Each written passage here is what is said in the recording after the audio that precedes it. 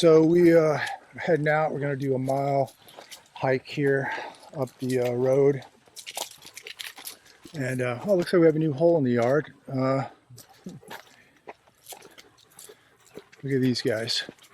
These guineas put more holes in the yard than anything. Unbelievable.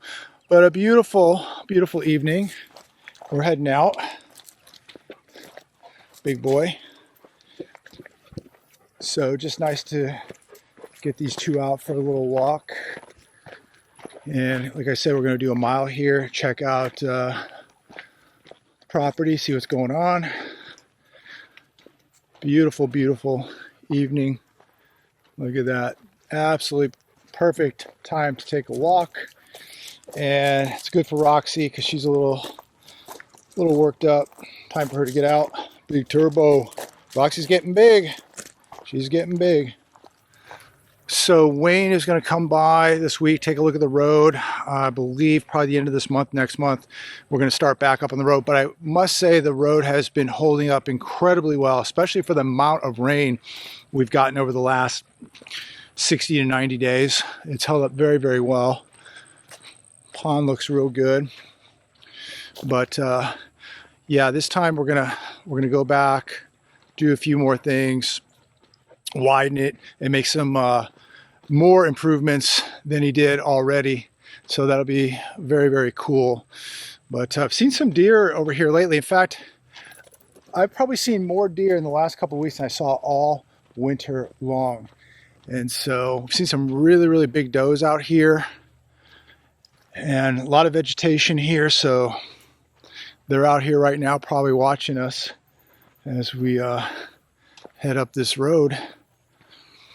But real quiet evening. What do you think?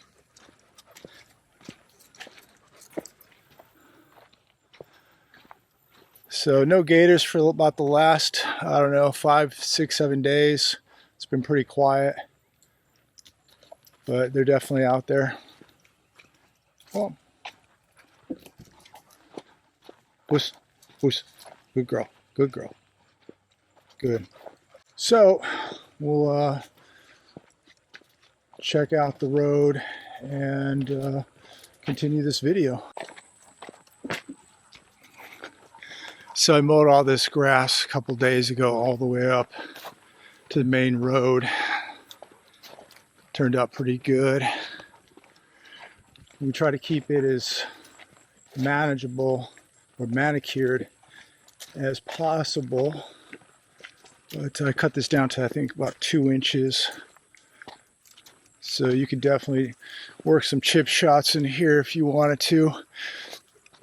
But yeah, absolutely gorgeous evening. Nothing too exciting going on.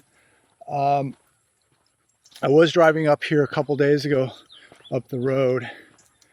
And if you look, this was a problem area right here, and it's really not been bad at all. So but we're going to improve this, widen it. But yeah, for the trucks, it's no issue getting up here. This little area be cleaned up. We've got footprints in here. Yeah. So that is pretty good size, whatever that is. Could be dogs. If you watched one of my videos, I don't know, a couple months ago, we had a pack of wild dogs hit the property. Pretty good prints right there. But a couple days ago, I was coming up the road, and way out yonder, about 200 yards, big old hog. Big old hog. Puss. Puss. Good girl. Puss. Big old hog out here. Good 200 yards out there. And he was heading into that bamboo out there. And he disappeared real quick. That is the first wild hog I've ever seen in my life. I know that we have hogs out here, but I've never seen them in person. So that was quite an experience. Very destructive. They're very, very destructive. But if there's one, if you see one, you know there's 100 out there. So there's a creek that runs back there.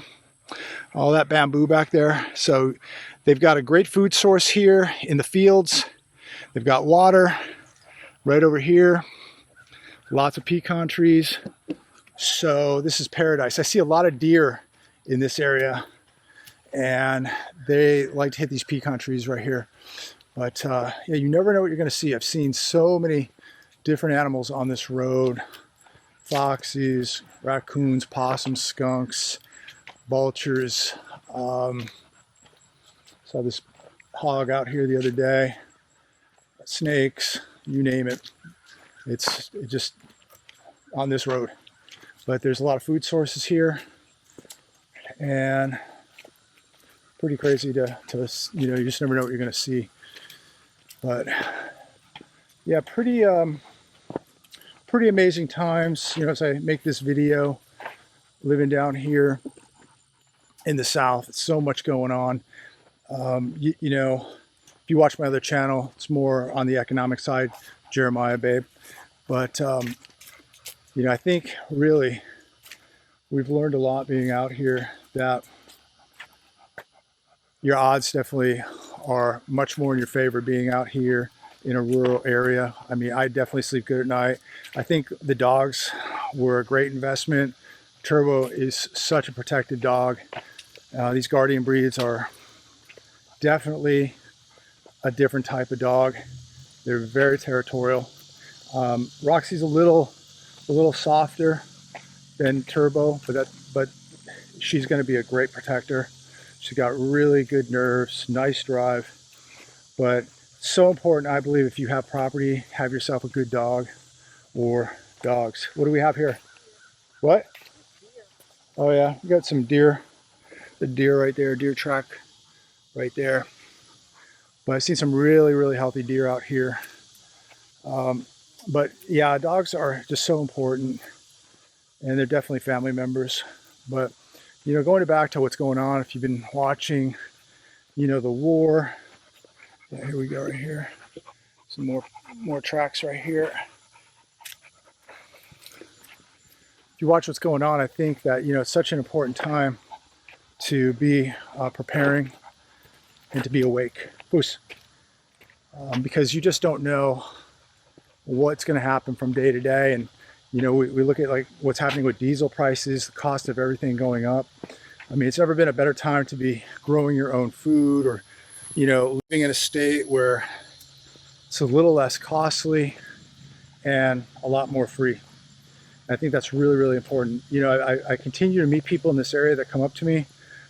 I'm going to have a special guest probably in the next couple of weeks, who's a butcher, and he's going to come on and we'll discuss a few things. But you know, you just think, you know, why, you know, certain things happen in your life. Why do you move to a certain area? You know, why do you meet certain people? Why do you do certain things? You know, I just leave it in God's hands. But I think, you know, we're definitely here for a reason. And, you know, unfortunately, I think that some rough times are coming. And so, you know, we're going to continue to get better with gardening, things like that, with our security, with assets, all those things. But I think you really have an advantage living in a smaller town. I think you have an advantage living rural. If you have water and you have the capability to grow food, and you have some space, I just think you're putting the odds in your favor. And I know not everybody can do that, but for the people who can and who have done it, I think it's smart. I really do. And you know, just to kind of what do you see, buddy?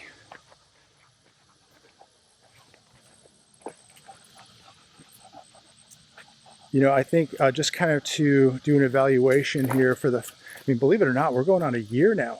We've owned this place now for a year. Kind of do an evaluation. We've got the house in really much better order.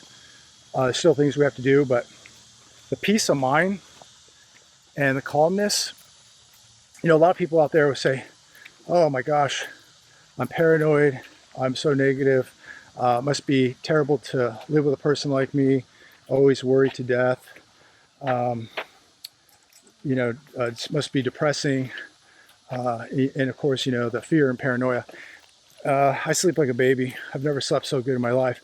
And I think like the more prepared you are, the better you're going to sleep. The less bills you have, the better you sleep. The better you're eating, the better you're training, the better you're going to sleep. And obviously, the closer you walk to God, the better you're going to sleep. Does that mean that I'm not worried about what's happening? I'm very worried. That's why I'm here. If I wasn't worried about what's happening in the world, I wouldn't be here right now. Fear, concern, worry is what got me to Southern Alabama, because I don't see good things coming to America. I see some really rough times. So, again, I talk a lot about this in the video. Make sure that you're putting yourself, your family in a place where the odds are in your favor. If you have the means to buy property, the means to grow food, have a water source, I highly advise that you do it. They're not making any more land. And, these kind of properties, they're selling because people are worried. They're concerned. They're scared. And they're getting out of big cities. They're getting out of crime-ridden areas or near crime-ridden areas. We've just never seen the type of crime that we're seeing now in America, and nothing bad's happened yet. And that's a scary thing. What happens, if things get shut off, if there's a food shortage, there's grids going down, there's attacks on America, no lights on, what happens? Not good, not good. So, I'm not going to live in a highly populated area. I'm going to live in an area like this, and the people here, there's some very awake people here, and they know how to protect themselves, and they know, preparations. People always used to make fun of the people down here, down south, that, they're not intelligent, this, that. These people, I guarantee you, will survive a lot longer than most people because they know how to grow food, they know how to hunt, they know how to clean animals, they know how to start a fire, they know how to do a lot of things. They know how to survive. And a lot of them are very, very awake, not in denial. A lot of people out here, military, ex-military, people would always, make fun of these people. I have nothing but respect for the people in the South. They are highly intelligent. They know how to survive. They've been doing it for generations. They got a lot of spirit. And so I give them a lot of respect. So I find it funny that people that make fun of them are people that wouldn't survive 48 hours. Give you a little view here. Beautiful, beautiful skies. Poos, good girl. Poos, good girl. Just beautiful, beautiful skies. People have asked about the bugs. Bugs have not really been a problem. I mean, we're walking right now, nothing. Everybody said, oh my gosh, those mosquitoes are going to just eat you alive, and really hasn't been much of an issue at all. Yeah. Oh, something. Yeah, a lot of people want to scare you into like not doing things and following through with your plans. Don't listen to people like that. I don't. I do what I want to do. I leave it in God's hands. And if it's in my gut, what to do, that's what I'm going to do. I'm going to follow through with it. But a lot of people will tell you, oh, don't do this, don't do that, because they're not doing anything. And so they want to hold you back. And if I listen to people, but I will say this, a majority of people said, get the hell out of California, and we did. So the majority were very supportive, but there's always, those few that want to hold you back because they're doing absolutely nothing. And they're typically the most unprepared people. And I say, follow through with your goals, follow through with the plan, no matter how long it takes. Moves like this don't happen overnight, at least not for us. This was very calculated. It took a couple years to do, but we weren't going to just jump in and buy something to appease a few people. It had to be the right property for us, and it all worked out. People said I wouldn't buy the property. Then they said I wouldn't buy the dog. Then they said I wouldn't buy a second dog. And then they said I was going to get eaten alive by mosquitoes and alligators.